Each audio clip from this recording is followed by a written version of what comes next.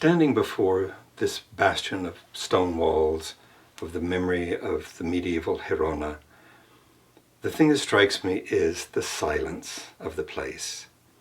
And it makes me wonder what would it have been like when the Jews were here. This silence, it seems to me, is the inheritance of the anti-Semitism that cut short a vibrant Jewish community in this place and drove Jews out. But before they left, they made a mark that is felt around the world today, which is Kabbalah. The Girona School of Kabbalah was the most important one in Europe. Nahmanides was the leader, and he and other scholars such as Azrael and Ezra wrote and made drawings about the mystical relationships between people and the divine. A branch of my family came from Girona many generations ago. So Girona is such a beautiful place. Every time I go, I have a very special feeling. When you walk on the cobblestone streets, the narrow alleys, you have the sense of history. It really envelops you. Although Jews have not lived in Girona for more than 500 years, their houses remain, and the old Juderia or Kol is one of the best preserved medieval Jewish quarters in Europe. And along these stone-lined streets, Kabbalists, medical doctors, and shopkeepers would have strolled to their houses and synagogues. In 1263, church officials in Barcelona challenged the Jewish community to debate whether Jesus was the Messiah. And as the great rabbi of Catalonia, Nahmanides presented the Jewish argument. The debate went on for 4 days, and Nahmanides argued so strongly that Christian leaders were enraged. His life was in danger, and he fled to Israel. He would never walk the streets of his hometown again.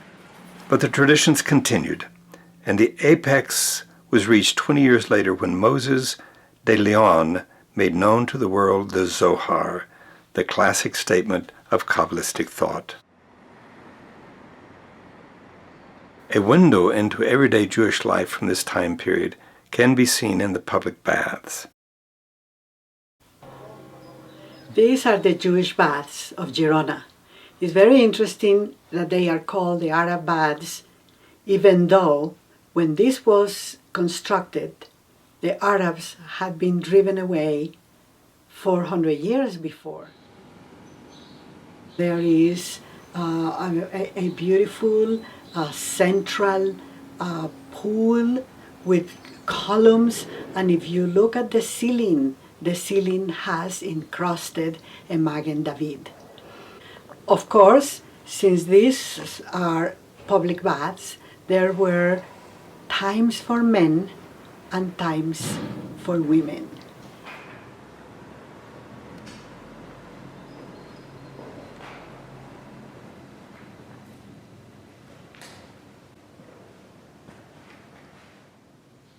The 3 lower rooms were warm, warmer, and hot.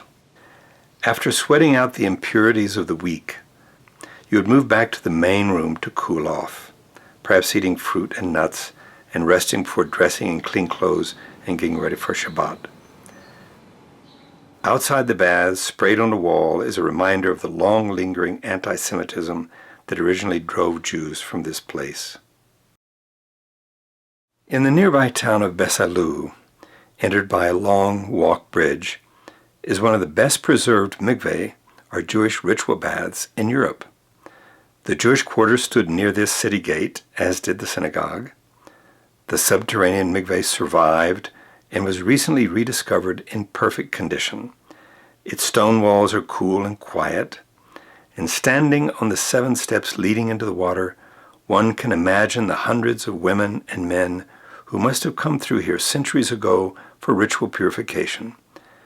In the streets near the mikveh, the stone walls of former Jewish houses tower upwards along narrow streets that once were home to Jews. Back in Girona, the Museum of Jewish History preserves and celebrates Jewish life. Some of the items show general Jewish history, such as the reproduction of the relief showing the spoils of the sack of Jerusalem that is in the Arch of Titus in Rome, but most items reflect the Jewish history of this corner of Spain, from engraved stones and burial slabs to a uniquely illuminated Haggadah. This region was famous for the beauty of the illuminated religious manuscripts made for wealthy families, from Haggadot to prayer books and bound Torah volumes. On a wall of memory, a few names of the thousands of Jews who lived in this place are recorded for posterity. Isaac Mayer, Bartolomé, Jaume, Berenguer, Falco, Blanca, Antonia, Samuel, Angelina, Constanza, and many others. Along these streets, Jews come from all over the world to remember Nahmanides and the Kabbalists, but all is not memory. A Jewish family has recently moved into the former Jewish quarter of Girona and established the Jewish Center.